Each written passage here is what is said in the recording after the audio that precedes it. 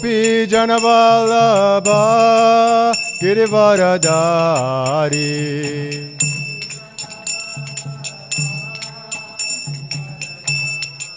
Jaya Gopi Janavallabha Girivardhari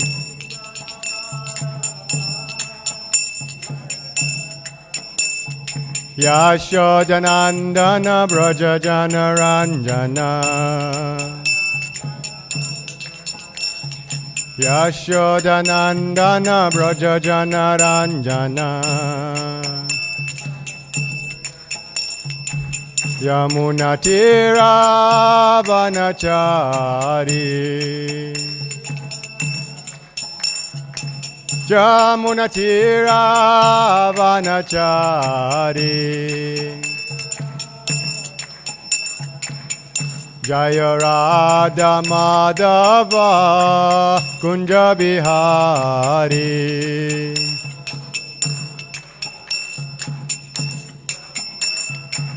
Jaya Radha Madhava Kunja Bihari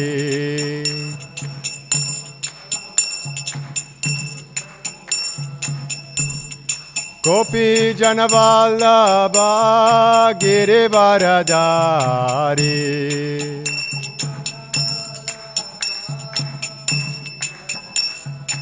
Jaya Gopi Janavallabha Girivardhari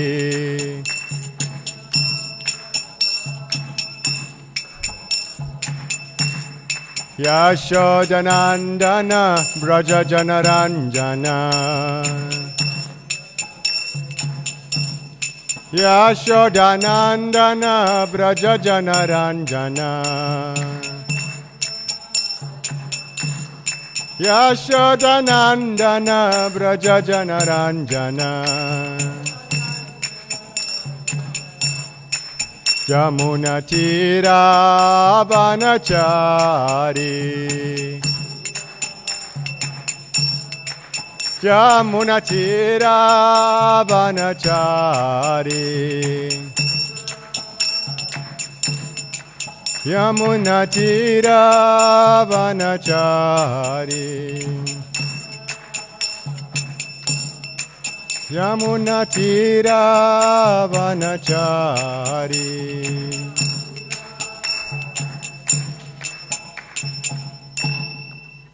Jai Om Vishnupad Paramahamsa Parivrajikacharya Ashtotara Shata Shushimad His Divine Grace A.C. Bhaktivedanta Swami Srila Prabhupada Ki Jai ISKCON Founder BBT Founder Srila Prabhupada Ki Jai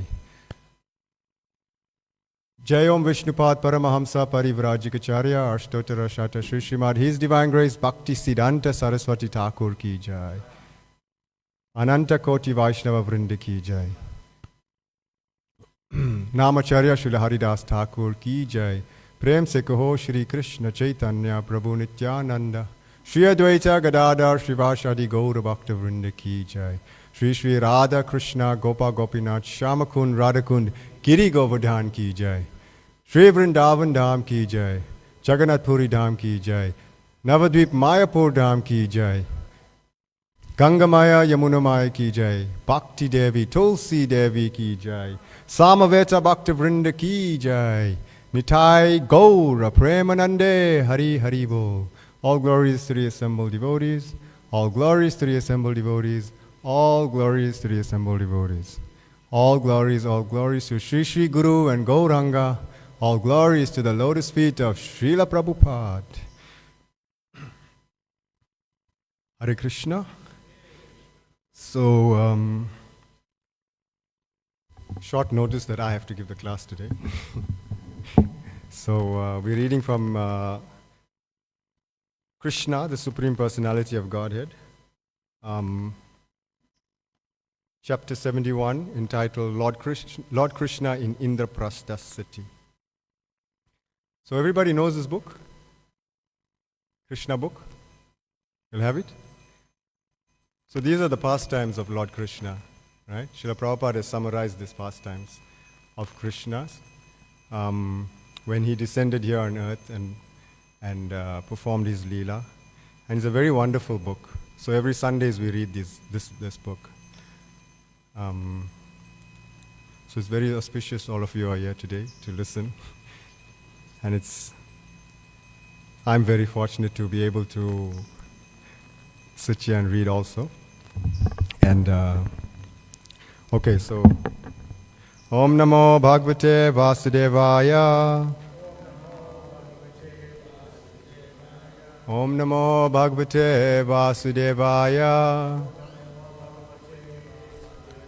Om Namo Bhagavate Vasudevaya.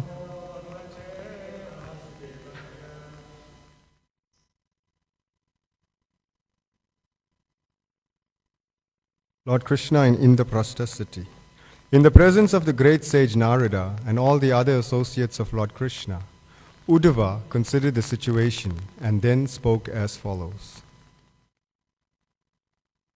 My dear Lord, first of all let me say that the great sage Narada Muni has requested you to go to Hastinapur to satisfy King Yudhishthir, your cousin, who is making arrangements to perform the great sacrifice known as Rajasuya. I think, therefore, that your lordship should immediately go there and help the king in this great venture. However, although to accept the invitation offered by the sage Narada as primary is quite appropriate, at the same time, my lord, it is your duty to give protection to the surrendered souls. Both purposes can be served if we understand the whole situation. Unless we are victorious over all the kings, no one can perform this Rajasuya sacrifice. In other words, it is to be understood that King Yudhishthir cannot perform this great sacrifice without gaining victory over the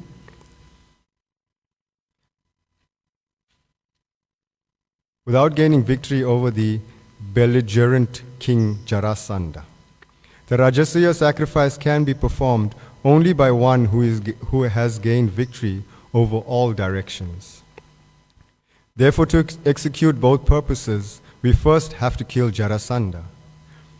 I think that if we can somehow or other gain victory over Jarasandha, all our purposes will automatically be served.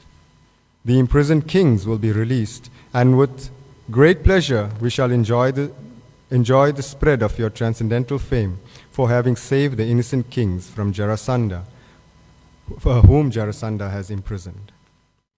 So Jarasandha was the enemy of Krishna, and he imprisoned all the great kings, the pious kings, right? And so these kings are being held prisoner by Jarasandha.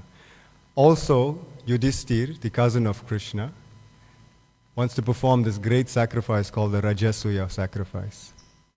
So the Rajasuya sacrifice can only be performed by that king or emperor of the world who has conquered all the other kings, right? All the other leaders. And so Yudhishthir has to conquer now Jarasandha, and then he can perform this Rajasuya sacrifice. So Uddhava is explaining this to Krishna, and he says, basically you can kill two birds with one stone. Go and kill Jarasandha, release these kings that he has held prisoner, and then King Yudhishthir can perform the Rajasuya sacrifice. We'll continue. But King Jarasandha is not an ordinary man. He has proved a stumbling block even to great warriors, because his bodily strength is equal to the strength of 10,000 elephants. So this is amazing. Imagine the strength of one elephant. It can just push down a huge tree, right? We've seen this many times on TV, in documentaries, that the elephant can push down a tree. But Jarasandha, he has the strength of 10,000 elephants. So imagine how strong he is, how powerful he is. If there is anyone who can conquer this king, he is none other than Bhimasen, because he also possesses the strength of 10,000 elephants. So Bhimsen, the brother of Maharaj Yudhishthir, he also possesses the strength of 10,000 elephants. So this is very wonderful, to understand that a human being, somebody can can possess the strength of 10,000 elephants. How powerful is that? Basically, we can't conceive of it, how powerful it is, 10,000 elephants. But back in the day, they had the strength. The best thing would be for Bhimasen to fight alone with him. Then there would be no unnecessary killing of many soldiers. In fact, Jarasandha will be very difficult to conquer when he stands with his Akshohini divisions of soldiers. We may therefore adopt a policy more favorable to the situation. We know that King Jarasandha is very much devoted to the Brahmanas and very charitably disposed toward them. He never refuses any request from a Brahmana. I think, therefore, that Bhimasen should approach Jarasandha in the dress of a Brahmana, beg charity from him, and then personally engage in fighting him. And in order to assure Bhimasen's victory, I think that your lordship should accompany him. If the fighting takes place in your presence, I am sure Bhimasen will emerge victorious. For your presence makes everything impossible. For your presence makes everything impossible possible. Indeed, Lord Brahma creates this universe, and Lord Shiva destroys it simply through your influence. So this is very interesting, that if Krishna is on your side, nothing can defeat you, right? There's a saying, if Krishna wants to kill you, no one can save you. And if Krishna wants to save you, protect you, nobody can kill you, right? And then Prabhupada is also stating here that even Lord Brahma, who is the creator of this material universe, and Lord Shiva, who is the destroyer, they cannot do these tasks if they are not empowered by Krishna. So this is showing that Krishna, he is the supreme person, he is the supreme being, the supreme Godhead. And through his empowerment, through his benediction, he empowers all other the demigods, devatas, to perform their duties. Just like the president of a country, he's the head, and then he has many ministers. But these ministers are only empowered by whom? By the president himself. So they can't do their own thing. Although now things are going on like that, right? So like that. And then we see that we read how they are plotting now for Bhimsen to fight Jarasandha one-on-one, without any soldiers, without any armies getting involved. Actually, you create and destroy the entire cosmic manifestation. Lord Brahma and Lord Shiva are only the superficially visible causes. Yes, so Lord Brahma and Lord Shiva, they just, we may understand that yes, they are the creators and the destroyer. But it's only superficially visible. Right? Prabhupada is saying, yeah. So you are the creator, you create and destroy the entire cosmic manifestation, Uddhava is saying. Creation and destruction are actually performed by the invisible time factor, which is your impersonal representation. So even time is a representative of Lord Krishna. Everything is under the control of this time factor. If your invisible time factor can perform such wonderful acts through Lord Brahma and Lord Shiva, will not your personal presence help Bhimasen conquer Jarasandha? My dear Lord, when Jarasandha is killed, the queens of all the imprisoned kings will be so joyful at their husbands being released by your mercy that they will sing all your glories, being as pleased as the gopis were when released from the hands of Shankhachuda. All the great sages, the king of the elephants, Gajendra, the goddess of fortune, Sita, and even your father and mother will be delivered by your causeless mercy. We also have been thus delivered, and we always sing the transcendental glories of your activities. Therefore, I think that if the killing of Jarasandha is undertaken first, that will automatically solve many other problems. As for the Rajasuya sacrifice arranged in Hastinapur, it will be held. either because of the pious activities of the imprisoned kings or the impious activities of Jarasandha. My lord, it appears that you are to go personally to Hastinapur to conquer demoniac kings like Jarasandha and Shishupal, to release the pious imprisoned kings, and also to perform the great Rajasuya sacrifice. Considering all these points, I think that your lordship should immediately proceed to Hastinapur. So Uddhava is enticing Krishna to go quickly to Hastinapur and destroy Jarasandha, kill Jarasandha, and so that this Rajasuya sacrifice can take place as soon as possible. So this advice of Uddhava's was appreciated by all who were present in the assembly. Everyone considered that Lord Krishna's going to Hastinapur would be beneficial from all points of view. The great sage Narada, the elder personalities of the Yadu dynasty, and the Supreme Personality of Godhead, Krishna himself, all supported the statement of Uddhava.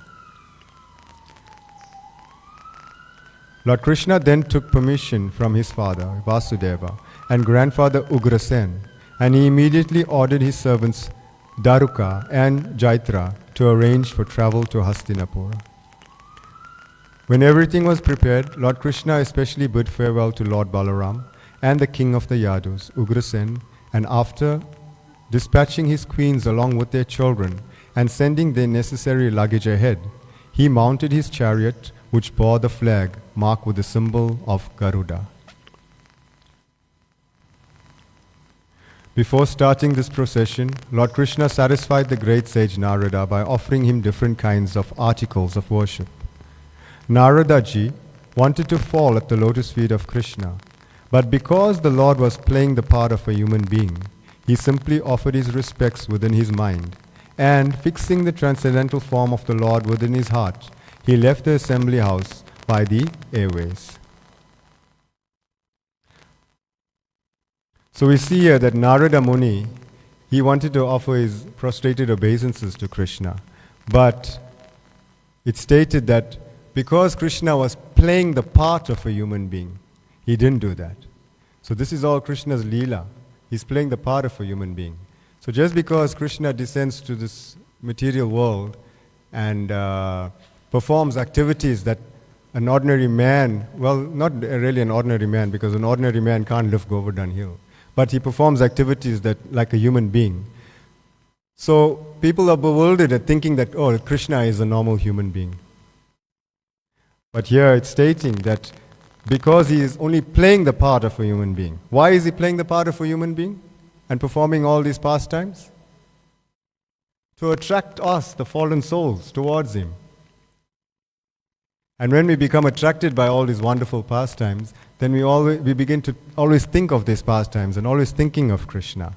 And that is the goal of life, to always remember Krishna and never forget him. Right? So Krishna only plays the part of a human being, but he is always the Supreme Personality of Godhead. He is always the Supreme Godhead. Usually the sage Narada does not walk on the surface of the globe, but travels in outer space. After the departure of Narada, Lord Krishna addressed the messenger who had come from the imprisoned kings and told him that they should not be worried, for he would very soon arrange to kill the king of Magadha, Jarasandha. Thus he wished good fortune to all the imprisoned kings and the messenger. After receiving this assurance from Lord Krishna, the messenger returned to the imprisoned kings and informed them of the happy news of the Lord's forthcoming visit. All the kings were joyful at the news and began to wait very anxiously for the Lord's arrival. The chariot of Lord Krishna started to Hastinapur, accompanied by many other chariots, along with elephants, cavalry, infantry, and similar royal paraphernalia. Bugles, drums, trumpets, conch shells, and horns all produced a loud, auspicious sound which vibrated in all directions. The 16,000 queens, headed by the goddess of fortune Rukmini Devi, the ideal wife of Lord Krishna, and accompanied by their respective sons, all followed behind Lord Krishna. They were dressed in costly garments decorated with ornaments, and their bodies were smeared with sandalwood pulp and garlanded with fragrant flowers. Riding on palanquins nicely decorated with silks, flags, and golden lace, they followed their exalted husband, Lord Krishna. The infantry soldiers carried shields, swords, and lances in their hands and acted as royal bodyguards to the queens. In the rear of the procession were the wives and children of all the other followers, and there were many society girls also following. Many beasts of burden like bulls, buffalo, mules, and asses carried the camps, bedding, and carpets, and the women who followed were seated in separate palanquins on the backs of camels. So lots of animals, even camels involved. This panoramic procession was accompanied by the shouts of people and was full of the display of different colored flags, umbrellas and whisks, and different varieties of weapons, dress, ornaments, helmets, and armaments. Shining in the sunlight, the procession appeared just like an ocean with high waves and sharks. So we can just picture what's going on. So many chariots with all the wives of Krishna following him and his sons. The chariots decorated so nicely with all the infantry soldiers acting as bodyguards.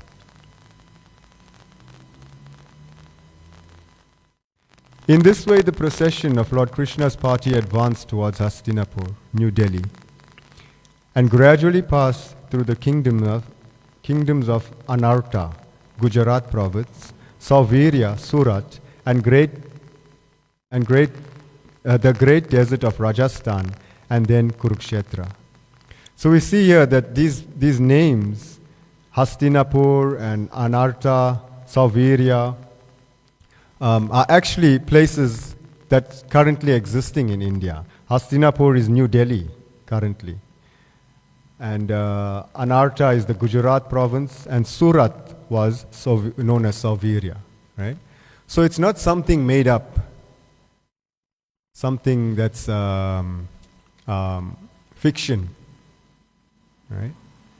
These places actually existed, and these pastimes actually took place. Between those kingdoms were many mountains, rivers, towns, villages, pasturing grounds, and mining fields. The procession passed through all these places in its advance. On his way to Hastinapur, the Lord crossed two big rivers, the Drishadvati and the Saraswati. Then he crossed the provinces of Panchala and Matsya. In this way, he ultimately arrived at Hastinapur, or Indraprastha. The audience of the Supreme Personality of Godhead, Krishna, is not at all commonplace. The audience of the Supreme Personality of Godhead, Krishna, is not at all commonplace.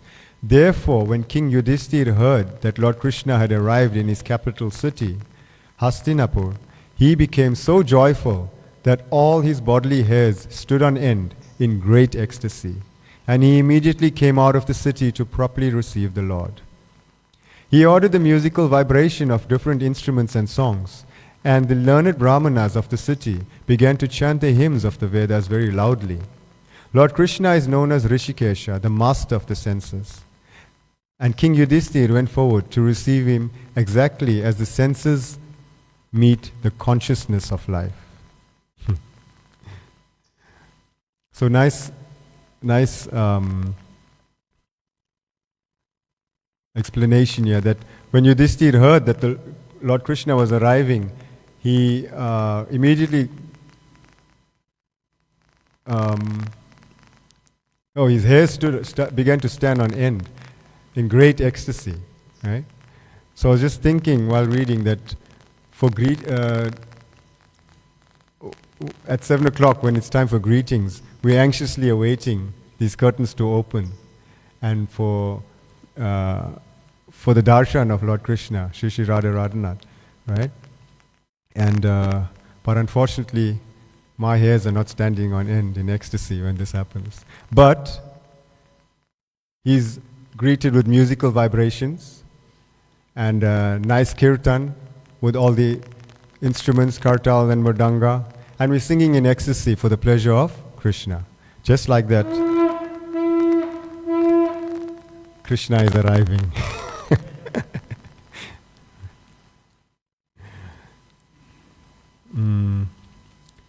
Yes, so he ordered the musical vibration of different instruments and songs, and the learned brahmanas of the city began to chant the hymns of the Vedas very loudly.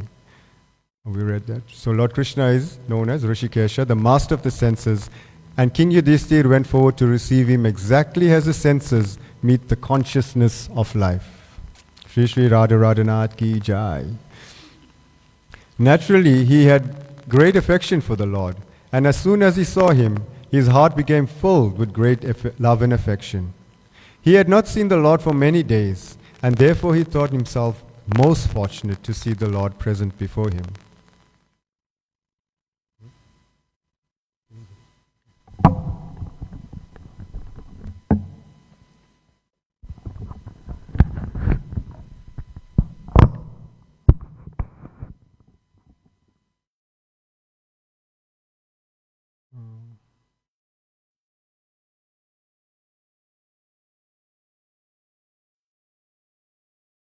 He had not seen the Lord for many days, and therefore he thought himself most fortunate to see the Lord present before him. The king therefore embraced Lord Krishna again and again in great affection. The eternal form of Lord Krishna is the everlasting residence of the goddess of fortune. As soon as King Yudhishthira embraced him, he became free from all the contamination of material existence. He immediately felt transcendental bliss and merged in an ocean of happiness. There were tears in his eyes, and his body shook in ecstasy. He completely forgot that he was living in this material world. And after this, Bhimasen, the second brother of the Pandavas, smiled and embraced Lord Krishna, thinking of him as his own maternal cousin, and thus he also merged in great ecstasy. Bhimasen was so filled with ecstasy that for the time being he forgot his material existence. Then Lord Sri Krishna himself embraced the other three Pandavas, Arjuna, Nakula, and Sahadev. The eyes of all three brothers were inundated with tears, and Arjuna embraced Krishna again and again because they were intimate friends. The two younger Pandava brothers, after being embraced by Lord Krishna, fell down at his lotus feet to offer their respects. Lord Krishna thereafter offered his obeisances to the Brahmanas present, as well as to the elder members of the Kuru dynasty, like Bhishma, Drona, and Dhritarashtra. There were many kings of different provinces such as Kuru, Srinjaya, and Kekaya, and Lord Krishna duly reciprocated greetings and respects with them. The professional reciters like the Sutas, Magadas, and Vandis, accompanied by the Brahmanas, offered their respectful prayers to the Lord. Performing artists like the Gandharvas, as well as the royal jokers, began to play their Pandava drums, conch shells, kettle drums, veenas, mridangas, and bugles, and they exhibited their dancing art to please the Lord. Thus the all-famous Supreme Personality of Godhead, Lord Krishna, entered the great city of Hastinapur, which was opulent in every respect. While Lord Krishna was entering the city, all the people talked amongst themselves about the glories of the Lord, praising his transcendental name, qualities, form, and so on. So here we see the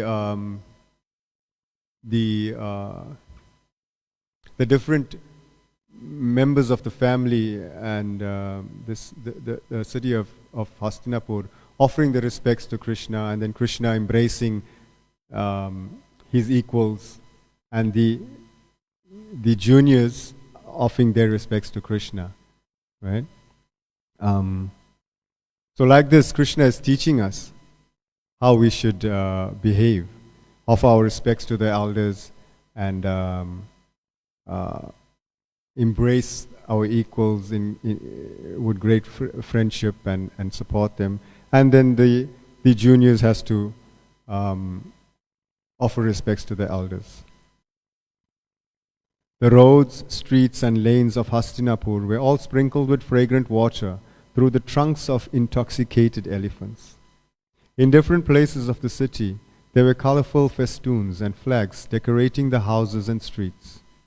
At important crossroads, there were gates with golden decorations, and at the two sides of the gates, there were golden water jugs. These beautiful decorations glorified the opulence of the city.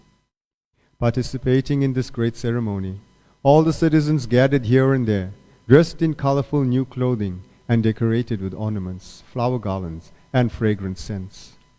The houses were all illuminated by hundreds and thousands of lamps placed in different corners of the cornices, walls, columns, bases, and architraves, and from far away the rays of the lamps appeared to be celebrating the festival of Deepavali.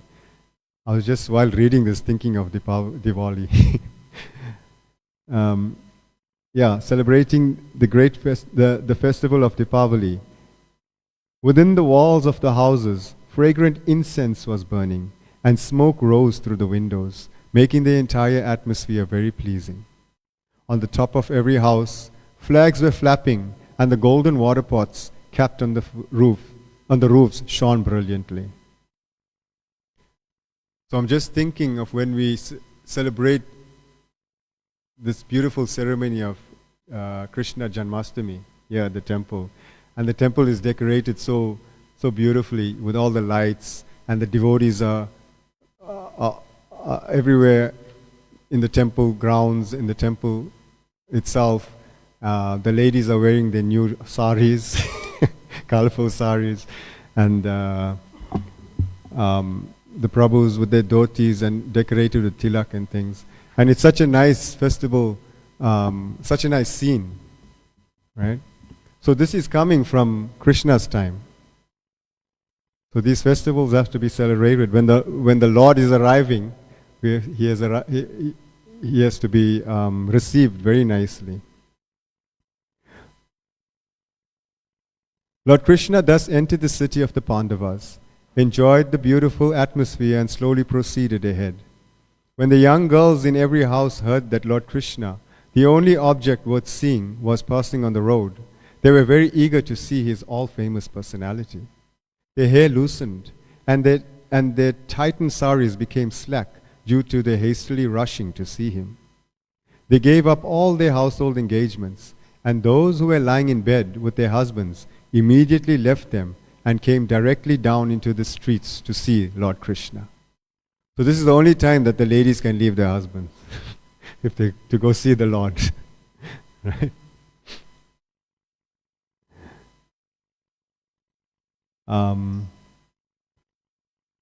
The procession of elephants, horses, chariots, and infantry was very crowded. Some of the girls, being unable to see properly in the crowd, got up on the roofs of the houses. Pleased to see Lord Sri Krishna passing with his thousands of queens, they showered flowers on the procession, embraced Lord Krishna within their minds, and gave him a hearty reception. When they saw him in the midst of his many queens, like the moon situated amongst many luminaries, they began to talk amongst themselves. One girl said to another, "My dear friend, it is very difficult to guess what kind of pious activities these queens have performed, for they are always enjoying the smiling face and loving glances of Krishna." While Lord Krishna was thus passing on the road, at intervals, some of the citizens, who were all rich, respectable, and freed from sinful activities, presented auspicious articles to the Lord, just to offer him a reception to the city. Thus they worshipped him as humble servitors. When Lord Krishna entered the palace, all the ladies there were overwhelmed with affection just upon seeing him. They immediately received Lord Krishna with glittering eyes, expressing their love and affection for him. And Lord Krishna smiled and accepted their feelings and gestures of reception. When Kunti, the mother of the Pandavas, saw her nephew Lord Krishna, the Supreme Personality of Godhead, she was overpowered by love and affection. She at once got up from her bedstead and appeared before him with her daughter-in-law Draupadi, and in maternal love and affection she embraced him. As Maharaj Yudhishthir brought Krishna within the palace, the king became so confused in his jubilation that he practically forgot what he was to do and at that time to receive Krishna and worship him properly. So we see how much love Yudhishthir had for Krishna, and how much love even Queen Kunti, Draupadi, that Maharaj Yudhishthir even forgot what he was supposed to do, forgot how to receive him. But this is okay, because it's out of love and ecstasy for the Lord. Krishna is known as Bhavagrahi Janardana. He accepts the intent of which we are performing an activity for him. The love or the devotion, that's what he accepts. Sometimes we may make mistakes in doing our devotional service. So we should try and perform it perfectly, but sometimes in the process that we make mistakes, Krishna, don't become discouraged, because Krishna is accepting how we are performing this activity. Right?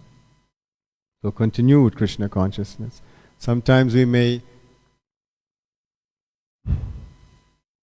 have a little fall down as practicing devotees, but we shouldn't become discouraged.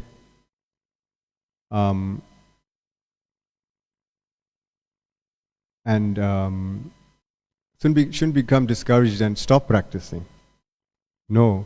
Once when I was speaking about how Krishna consciousness is like a hurdle race. You know hurdles?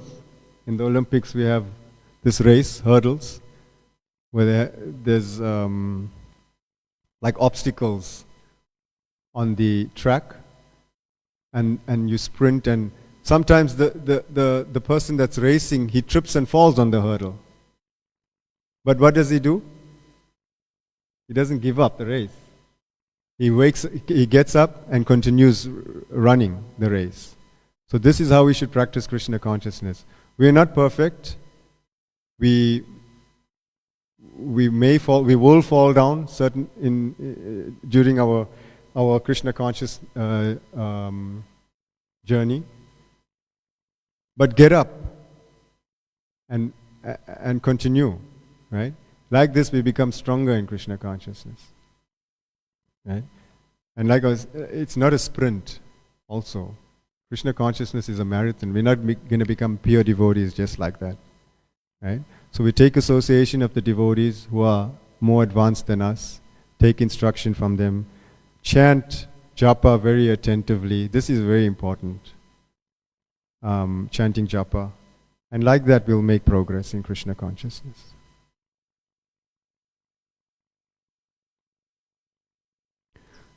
Lord Krishna delightfully offered his respects and obeisances to Kunti and other elder ladies of the palace. His younger sister, Subhadra, was also standing there with Draupadi, and both offered their respectful obeisances unto the lotus feet of the Lord. At the indication of her mother-in-law, Draupadi brought clothing, ornaments, and garlands, and with this paraphernalia, they received the queens Rukmini, Satyabhama, Bhadra, Jambavati, Kalandi, Mitravinda, Lakshmana, and the devoted Satya. These principal queens of Lord Krishna were first received, and then the other queens were also offered a proper reception. King Yudhishthira arranged for Krishna's rest and saw to it that all who came along with him, namely his queens, soldiers, ministers, and secretaries, were comfortably situated, and he had arranged that they would experience a new feature of reception every day while staying as guests of the Pandavas. It was during this time that Lord Sri Krishna, with the help of Arjuna, allowed the fire god Agni to devour the Kandava forest for his satisfaction. During the forest fire, Krishna saved the demon Mayasura, who was hiding in the forest. Upon being saved, Mayasura felt obliged to the Pandavas, and Lord Krishna and he constructed a powerful assembly house within the city of Hastinapur. To please King Yudhishthir, Lord Krishna remained in the city of Hastinapur for several months. During his stay, he enjoyed strolling here and there. He used to drive on chariots with Arjuna, and many warriors and soldiers used to follow them. Thus end the Bhaktivedanta purports to the 71st chapter of Krishna, Lord Krishna in Indraprastha city. Srila Prabhupada ki jai. So, there's still time. I don't know if anybody wants to make some comments, add some things, if there are any questions. Raghunath Prabhu, you want to say something further? Haribol, where's the other mic? Okay.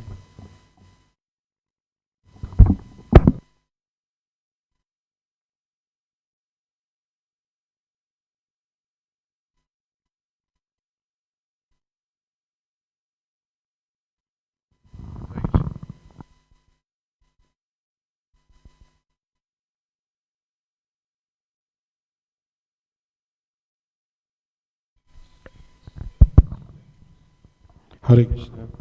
I was just appreciating how the reception, how the different devotees are received and obeisance was offered. It's a very nice culture because when you offer obeisances to a person, the person is touched by that act. Although even if he is enemy also, maybe your enemy is offering you obeisances, but it touches your heart. In general, when we are offering obeisances to the person, really the super soul is also there. And we see this in Vaishnava culture, which is very much in the early days in our movement. When any senior devotee came, there was huge receptions, very huge receptions, And it was very nice to receive the devotee. And sometimes nowadays when devotees are coming to receive them, we're too busy, we may not do it. But it's always nice to receive the devotees. And it helps in our advancement in Krishna consciousness. Like I said that before once, when they received Bhakti Charu Maharaj, well, they decided at one point not to receive people in the presence of the guest and do foot bathing. So they would do it in the foyer area there. And there was they bathed the feet of Bhakti Charu Maharaj, and the devotees are now trying to pull the bowl, with the water. So I just went under the bowl, and then they were pulling, the water was falling on me. So it was very interesting how you can get the mercy of the devotees just by receiving them. So thank you for that. It came out very much in this pastime. Hare Krishna.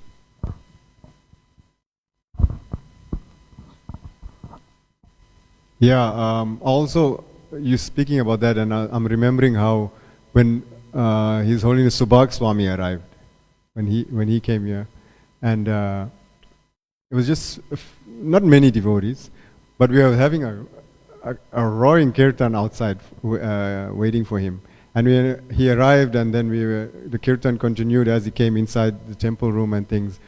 And after that he spoke, and he was so much appreciative of how we received him. And he was very touched by that. And we also spoke to him after that, and he was telling us, appreciating how much how nicely he was received and things. And also another thing, we're speaking about offering obeisances and things. And I know when my granny was still alive, and so she was, old school and things, and we learned a lot from her. We learned so much of Hindi from her and things. And whenever somebody young met her for the first time and told her, greeted her like namaste, automatically in her heart she felt that person, that youngster was a very good, very good person. Just because she was seeing that how the Vedic culture was being lost in South Africa and in the West. So when someone just greeted her like that, her thinking was that this is a very cultured youngster.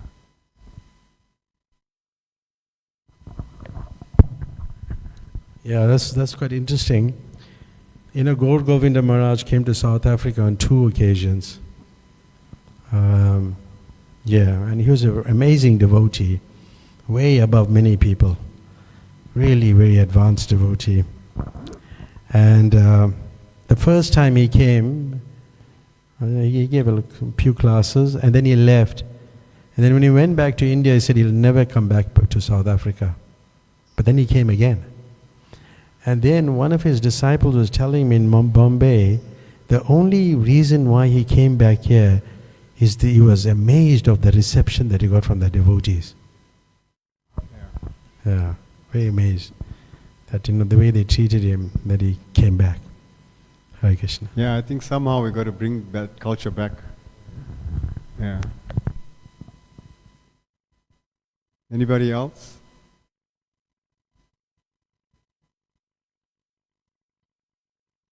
Ranga Mataji.